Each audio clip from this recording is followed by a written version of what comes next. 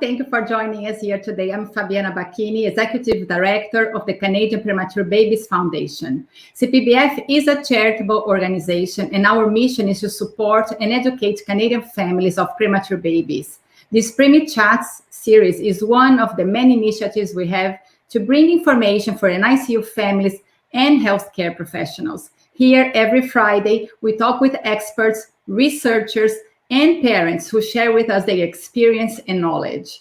Also on our website, canadianpremis.org, parents will find all kinds of resources and support. For example, we just put together the COVID care program. Actually, it's been almost a year now, offering therapy for families currently in the NICU or those who have been recently discharged. To apply for the COVID care program and watch the videos, visit our resource section on our website.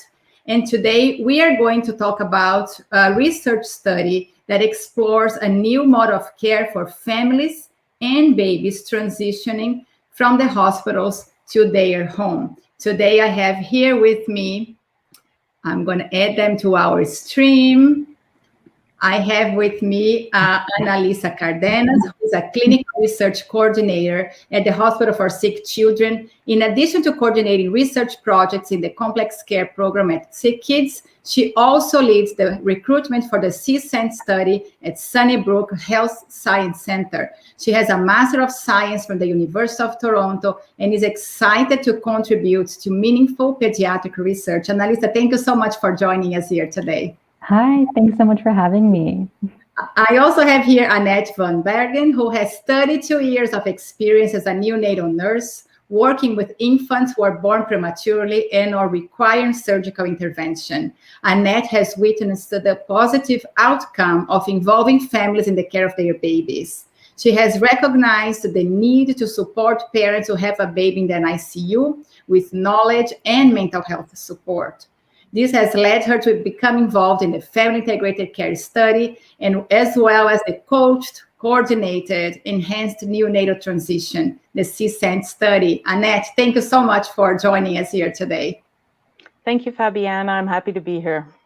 And last but not least, Kate Robson, a mother of two daughters born preterm. One was a 500-gram, 25-weeker born in 2005. And the other came at 32 weeks in 2007. Inspired by her own experiences, she has come back to the NICU in 2010 to work with families as a neonatal intensive care unit family support specialist. Since then, she has developed programs for hospitalized families and trained peer counselors across Canada. She went back to school in 2018 to become a therapist and now has a private practice in Toronto where she offers support to NICU parents and clinicians. And we are so fortunate to have Kate in our board of directors and really leading the COVID care program and offering peer support to the families at CPBF. Kate, thank you so much for joining us here today. I'm very excited for this conversation. This project is so great, and we hope many NICUs across the country and the world will follow this initiative. Analyssa, I will start with you. I would like to share your screen and talk a little bit more about the program. And if you're watching us from home or from the hospital, you can send your comments, your thoughts, and questions. You're going to address them during the presentation. Sure. Hi, everyone. Are you able to see my screen right now? Yes, we can see your screen. Perfect. So hi, everyone. Thank you so much for having me today. I'm really excited to be here. My name is Analyssa, and I'm a clinical research coordinator at the Hospital for Sick Children, or SickKids, and I also help with the recruitment at Sunnybrook Health Sciences Centre. So today we're going to be talking about one of the research studies that we've been working on called the Coached Coordinated Enhanced Neonatal Transition Study, or short form is CCENT. And so this research study is looking at evaluating a new model of care for families and babies who are transitioning from the neonatal intensive care unit, or the NICU, to their homes. And we know from previous research that sometimes infants and parents in the NICU can experience significant stress, including worrying about their child's health or separation from each other, or possible painful procedures and prolonged hospitalization. And in addition to increased stress, sometimes parents and families can also experience increased anxiety, depression, and even post-traumatic stress. And these emotions like depression and anxiety can increase during the transition to the home. So currently, support in the NICU consists of the baby's bedside nurse, the medical team, and various specialists like social workers. Our research study is looking at evaluating this new neonatal follow-up model that offers additional support for children and their families during their NICU admission, as well as when they discharge and go home. So briefly, this enhanced neonatal transition model involves a key worker or a nurse navigator who will play a supportive role for the family during this transition out of the hospital for the first year of the baby's life. And the key workers provide parental coaching and support using a mindfulness-based approach, provide education, and coordinate the child's care among various providers in the child's healthcare team. But Kate and Annette will speak a lot more to this later, I'm sure. So specifically for our research, we are recruiting high-risk neonates and their families from 6 different hospitals across Canada. And this is a randomized controlled study, meaning that families who are enrolled into the study are randomly assigned to one of 2 groups. So like flipping a coin, there's a 50-50% chance of being in either group. The first group would receive standard of care provided by the hospital, and then the second group receives standard of care provided by the hospital. And then in addition to that, the nurse navigator or the key worker that I mentioned before. We ask both groups to complete different questionnaires and online surveys, asking about the parent and child health and well-being, experience with service delivery, child development, and their general experience with the transition to their homes. And then at the end of the study, we would compare both groups to see if this new model of care led to reduced stress and improved health and well-being for both the parent and the baby. As well, at the end, we're also going to be inviting some parents in the second group, the ones who experience the nurse navigator, to share their experiences with us through qualitative interviews. And we hope that this study can help to improve future care for children and babies, as well as their families in NICU, as they transition from their hospitals to their homes. And that was just a very brief summary, but I'm sure Kate and Annette can add more to that as well. Okay, thank you, Analyssa. That was great, a great introduction, and you already have some comments here. There is a parent from who is a part of this, and Mindful has been great. She already shared her comments here. We're going to talk about that in a moment. But now, Annette, I'm going to bring you and Kate back to the broadcast room. And Annette, I want to ask you to talk a little bit about your role as a nurse navigator. Okay, thanks so much, Fabiana. Thank you. It's really a great opportunity for us to be discussing the CCENT study, and we really appreciate it. So I'm going to discuss a bit, like you said, about the nurse navigator role. When a family has a baby in the neonatal intensive care unit, the focus will obviously be on their baby and the baby's care. These fragile little people need a lot of help with breathing, with feeding, and often with life-saving procedures. The healthcare team has come to realize, though, over the years, that when you have this little baby in your care, you actually have the care of the entire family. And if we can involve and can support this family, the entire unit will do so much better. As bedside nurses, we often have a long list of nursing tasks that need to be completed throughout the day. And what really attracted me to this position was it was an opportunity to sit with families and talk with them and support them when I didn't have that long list of tasks that needed to be completed. The nurse navigators fulfill many roles throughout their job. While the families are still in the hospital, we come by throughout the week. We touch base with the families. We see how they're doing. We see if they have any questions that have come up. Is there any education they need around tests, around staff that's on the unit? Anything like that could come up amongst many other things. Also, while the family's in the hospital, we start to do structured parental coaching using, as Analyssa said, the mindfulness-based framework. And then when the families go home, we continue to speak regularly and assist with whatever might come up for them there. Sometimes this is navigating the healthcare system. Sometimes it's resources they might need. It's baby care. It's talking about developmental care. And it's also supporting parents in their mental health when they're at home. As nurses, we all have knowledge about baby care and developmental care. We received additional training for the structured mindfulness sessions. These sessions are based on acceptance and commitment training, or ACT. And what that is pretty much what it sounds like. It's a willingness to accept those things in our life that are out of our personal control and commit to action that will help us to improve or enrich our lives. We are not therapists and we don't provide therapy. We're still nurses, and we've just had this extra training to help us support the families.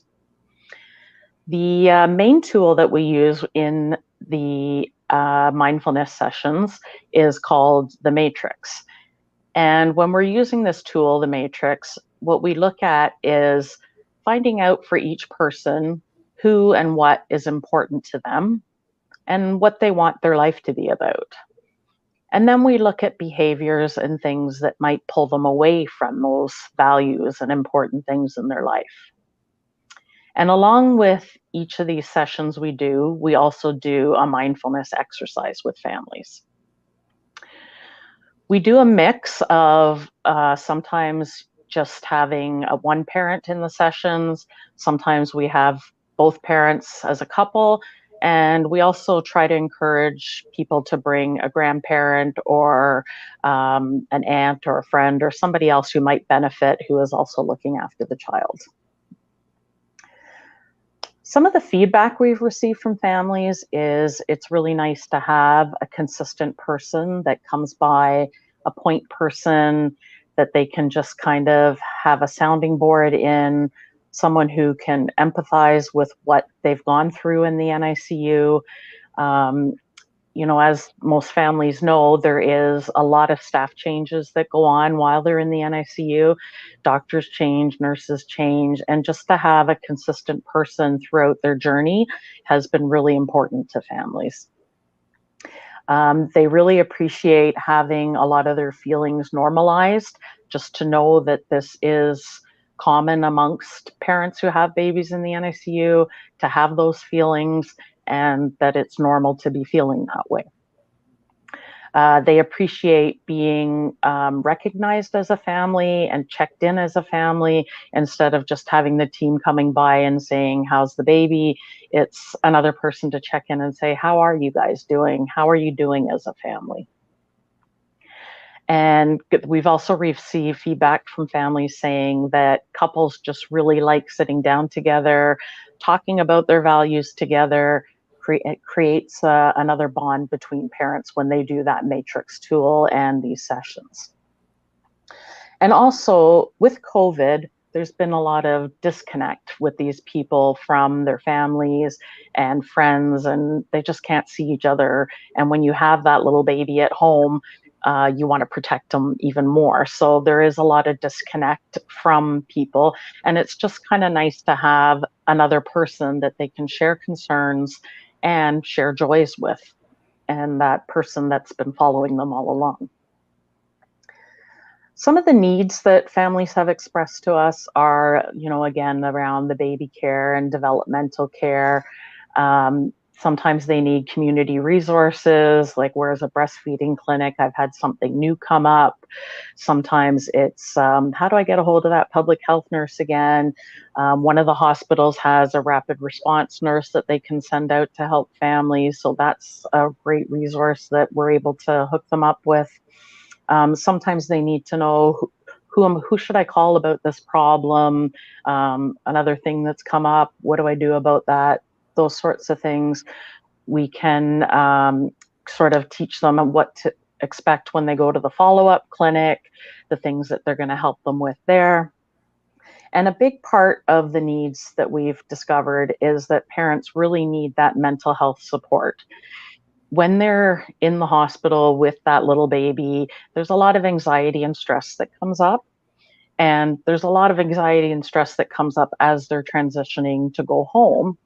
And when they're at home, there's things that come up. And even down the road when parents are thinking about going back to work, there's a lot of anxiety, stress, things that we can talk out with parents, do some more mindfulness exercises, go back to the matrix, and just kind of discuss things with them, and even to help them find counseling if they feel they would need that as well. Some of the other advantages that nurse navigators can provide are, trying to give families helpful tips about, how to organize your home, how to have a list of phone numbers and resources available so that when things do come up, they don't have to go scrambling through papers to try to find that. They've got that all listed there, ready to go. We will send out information to families. So even things like when the Canadian Premature Baby Foundation has a talk, I'll send a link off and say, oh, you might be interested in this. There's all kinds of helpful information through there. And even just things like, hey, when you go see your pediatrician, you might want to bring this up, or how about talking about that? Those kind of things can be nice little tips that we can give families as well. So as you can anticipate, there's a lot of joy that comes when a baby does go home from the NICU, because a lot of times they've been there for months and it's just, a very joyous time to go home. But it's also a very scary time for families.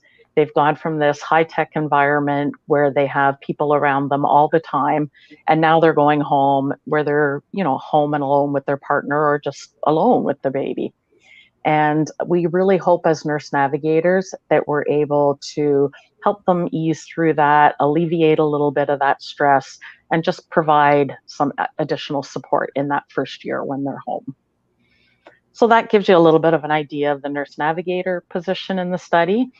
And I think I can hand off to Kate now to discuss what it's like to be a parent. Absolutely. So, Katie, before I go to you, I just want to acknowledge that we have people here from South Africa, Denver, Colorado, and we have this beautiful comment here from Kendra from Calgary. She's a mother of triplets and also parent advisor there. This would have been so helpful to me as a new mom and to my family. What an incredible idea. I absolutely agree with Kendra. And now we're going to hear from Kate. Kate brings the voice of the parent to this table, and she has a very important role in this project. Kate, tell us, what are you doing in this project? And I know you've been so passionate about it. Oh. Because I think both of us wish we had that when we were in the NICU and navigating the first year at home. So yeah, it's so true. Annette, I just listening to you speak, and I'm thinking about how lucky those families are who get to work with you. I am feeling the tiniest bit jealous. And for all the nurse navigators, it's such an extraordinary group of people who are doing this work. But I don't really want to lead with jealousy. I want to lead with gratitude, because this has been such a great project to work on. And Fabiana, I know you've done a ton of research, and the team has done they put such deep work into engaging family voices. And that's not always the way it goes, So for any researchers who are tuning in, these are the people to talk to find out how to do it. And for parents who are involved in research projects and you're feeling kind of sidelined, or is this the way it is? No, it doesn't have to be that way. You can be welcomed right into the heart of the project. You can be given great opportunities. Your voice can be listened to. There are people who are doing it right. And these people are those people.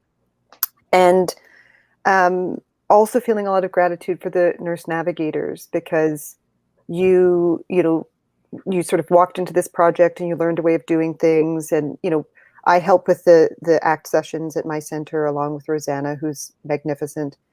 And then COVID, right? So we had this lovely model in person, and those in-person sessions were so wonderful. You really got to know people. You could really feel the sort of beautiful stuff happening.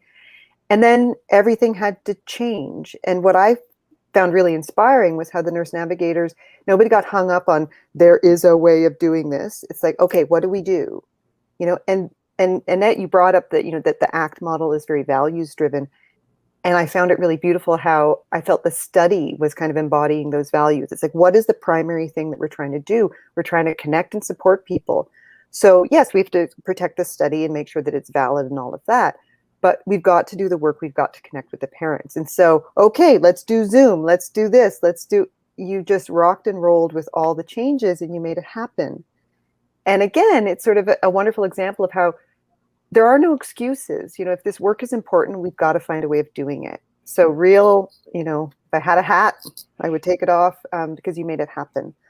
And then the other group of people I've been thinking a lot about, just really wanting to acknowledge and say thank you. And I think there's somebody in the chat who is actually part of this right now as a parent participant, feeling so grateful to you because it is a lot, researchers, when they approach families in the hospital, it's such a vulnerable time. And I think, again, if you don't acknowledge that, it's not going to feel safe for families to sign up for what you're doing, right? So this is something to be really thoughtful about. And I think this is why this team has had such success with recruiting people, because you can't talk about value yet because we don't know. I mean, it sounds like it would be wonderful, but there isn't the proof yet. That's the point of the study. So the care with which, all the recruiters approached families, the acknowledgement of that vulnerability, the sensitivity and empathy that's been part of the whole process, I think that's a really important thing for families to sort of, I want to say thank you. They took a risk. They signed up for this. They're doing a ton of work. They've taught us all a lot. But also to the recruiters, because it's not an easy job to do, to walk into those rooms and ask people, hey, I know you're going through the very hardest time of your whole life. Would you be interested in this, And I think it's kind of amazing that so many families signed on. Yeah. So, and it's interesting because my role has shifted a lot. I'm there as a parent liaison and trying to engage, because it's really important for studies like this to have real diversity in our parent volunteers, so we have many parent advisors who've given us advice and guidance along the way. So that's been really interesting. But also I was so inspired by the ACT training that I was exposed to at the very beginning. I mean, you mentioned at the beginning that I went back to school in 2018 to become a therapist. This is why, because I saw the difference that this, I could be in these sessions with families and you could just see their understanding, their lens on what is happening to them. You could see it shift and broaden, and you could see it didn't take away the fear. It didn't totally take away the stress, but it gave them tools to manage it and to live with it in a way that was meaningful for them. And it was really transformative. So yeah, I'm feeling a lot of gratitude right now, I have to say. That is so wonderful. And I'm also grateful to all of you for being so engaged and committed to this. Because, so Kate, I have a question for you, because you've been doing this work for so many years now. You mentioned your daughter is almost 15 or is 15 already. So it's been many years, and you've been involved with Sunnybrook and doing just peer-to-peer support for many years. What have you learned that really was surprising to you during this process? Oh my goodness, so many things. And, from the nurse navigators and also from the parents engaged in the study. I think that, when I started with this, like my kids, they were old. I'd left all this NICU stuff behind me, right? It was fine. But in those groups at the very beginning, the way that, there's some things that I will never forget, the way some parents, very courageously and vulnerably they were sharing, hey, this is what it feels like to be in the NICU. I feel like I'm on stage all the time. I don't know who I am as a mother. I'm always performing. They were sharing things like that. And we were processing that together. And I realized I'm still carrying some of this. It's been a long time, but I'm still carrying some of this. And it made me realize that, because, you're in the NICU, and you're so focused on that, and then you go home and you're so focused on all of, taking care of your baby, keeping your baby safe. And do you give yourself the time to process? Do you give yourself the time to kind of work through some of these things and do you ever ask yourself the question, how has my lens shifted? Am I being the parent that I kind of always wanted to be, right? So it wasn't really until then, that was a few years ago, that I through being around people who were asking themselves those questions, I started asking myself those questions. So that was kind of fascinating. And so for parents out there who might be watching, it's never too late. If you start talking to somebody, if you start doing the work, it's never too late to kind of not just change what's happening for you today, but also to change your perception of what happened to you back then, Absolutely. That is so important. Annette, I have a question for you, because you mentioned that your role as a nurse shifts a little bit, right? And we've seen over the years the role of the nursing shift a little bit with family integrated care. Now the bedside nurse becomes a little bit of a coach to empower the parents, to give some bedside education, to encourage the parents to participate in rounds or present their babies at rounds. But this is one step further from that coaching. So how is that being changed in the way you practice, or the other nurses that have this role as a navigator on the everyday at the hospital? Yeah, I'm not really sure how much the nurses at the bedside, like, they certainly are curious about the study and have seen us recruiting, and have seen parents talking about it and us talking about it when we're with these families. But I'm not sure that the nurses quite grasp everything that's going on with the parents. So much of involving the families is being done in NICUs now already. This kind of is another way just to support the parents' mental health. And a lot of it's done sort of like behind the scenes a little bit too, that these parents kind of come to the unit, I would think, a little bit stronger and a little bit more supported, and feel like they have a little bit more knowledge to deal with those things every day that they have to deal with, and just sort of know that it's okay to not be okay some days, and that you might think you've got it all together, but you might have a bad day down the road, and it might not necessarily be particularly around some incident. It could be just that you're processing something later on, and these little exercises and things that we've done with the families have really helped them to get through those times. So Annette, does this continue after discharge? Are you the nurse navigator that help them during the transition, but also when they are in the community? Or you have another person to take them from discharge on? No, it's the same person. So we meet families about, I want to say it's about, Analyssa would probably be able to tell you better this, but it's about 4 weeks in at least that they've been in the NICU that we start to approach them and get to know them, and once they're enrolled, carry out these sessions and that. But it is the same person. I will follow families until their baby is 12 months corrected.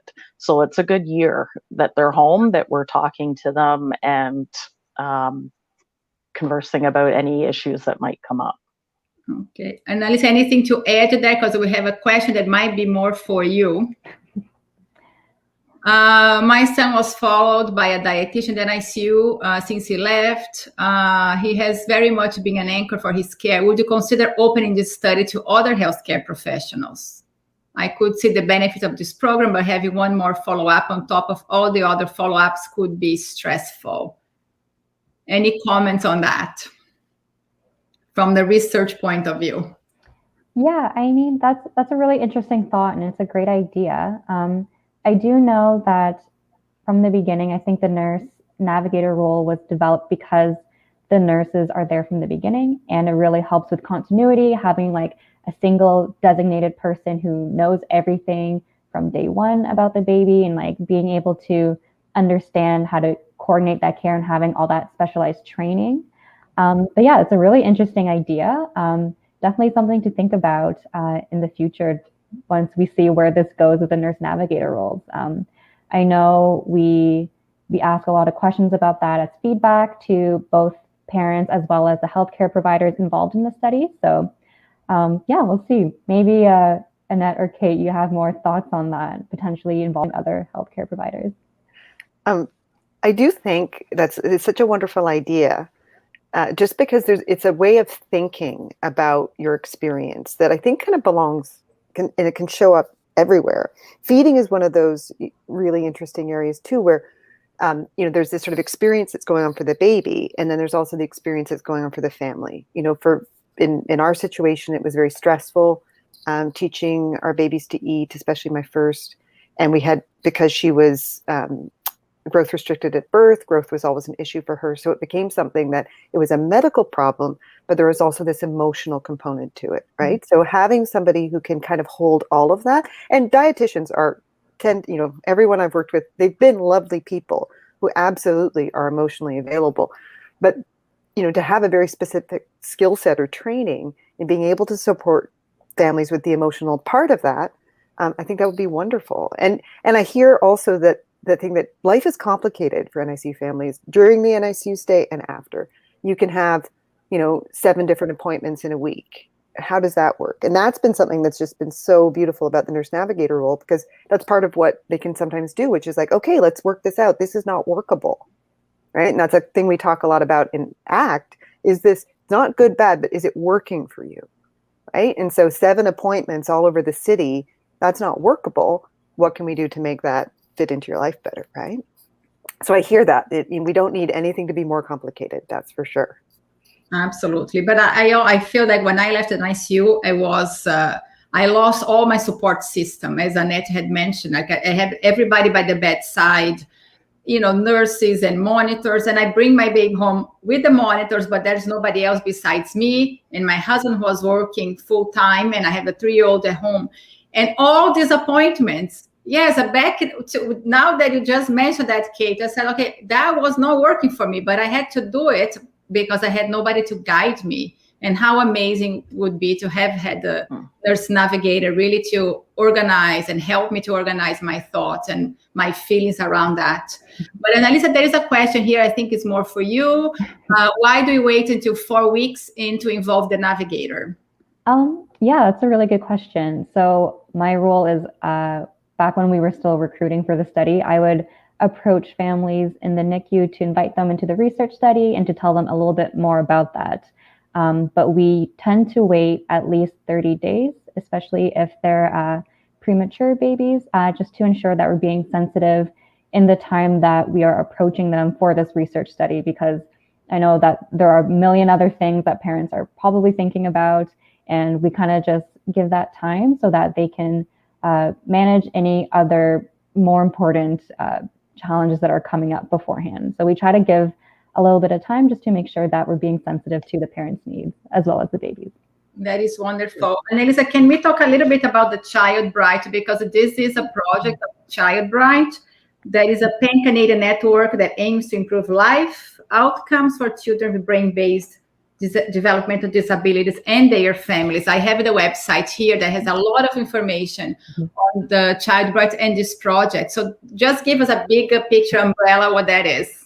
Yeah, so we usually will refer any of our parent participants to the Child Bright website. We have a page on there. I think it's childbright.ca/maybe CCENT, CCENT, and we will be updating that page with any of the information that we find from the research study, as well as potentially things like today, any knowledge translation activities that come about from this research study. And yeah, it's been really great network of scientists across Canada. A really big part of this project was really trying to develop an idea based on the needs of families and parents across Canada. So it's been a really great experience, and we're really happy to be a part of it. So that's wonderful. Any final thoughts, Kate, Annette, and Analyssa? I give you the few minutes to wrap it up. Final thoughts, comments. I think this is one of those rare experiences where it's felt really meaningful on every level. So the actual intervention feels meaningful. It's the way that it was done felt really meaningful, and integrated. And then it's also, there's this sort of CCENT community that exists now that I feel really grateful for. So the nurse navigators, the research teams, the Child Bright community itself is wonderful. And then also this huge group of amazing families have been a part of it. So it's been a really, really transformative research experience for me. And for parents listening who are kind of wondering, parents in research, what could that look like? It could look like this. So if you're interested, I hope you pursue that interest, because you can make a really big difference. Absolutely. Thank you, Kate. Any final words, Annette, from you? Yeah, I agree. I very much agree with what Kate says. I'm so appreciative to these families that have signed on, and as I approach them and they're a little bit hesitant at times to get going on these sessions, I always just think, like, I really hope this is going to help you out in the long run. And the more that I meet families and do the process with them and see how appreciative they are at the end, it's a little bit easier on me to offer it to them at the beginning and to get going, even though that hesitancy is there. And, as a bedside nurse, we always joke and this triggered my memory when you said that, Fabiana, we always joke that there's two things the parents want to bring home from the NICU, and that's the monitors and the nurse. Mm-hmm. And, this way, we always teach them how they can manage without the monitors, but, this way it gives them a little bit of that connection that they still have a little piece of nurse to take home with them to support them. Absolutely. Annalisa, you?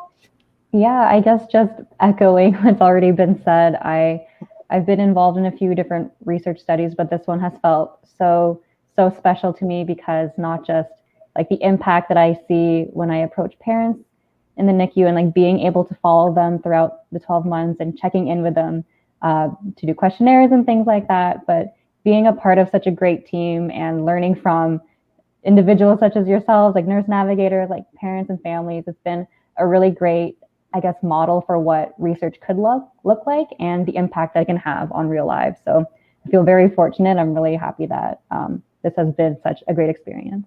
Oh, thank you. Thank all of you and the entire CCENT team. Such a great project. I really hope we can see this in many NICUs across Canada in the future. So thank all of you today. Thank you so much, Fabiana. Thank you. And for all of you watching us from home or the hospital, I want to thank you for joining us here today. The video of today's session and all the videos from our live series are available on the CPBF website, which is right here, canadianpremise.org. We are a charitable organization, and we believe that through education and support, we can empower families, ensuring they are ready to care for their babies at home. Please visit our website, consider making a donation. Together, we can create a brighter future for all our families. I see you again next Friday, 1 p.m. Eastern Time. Stay well.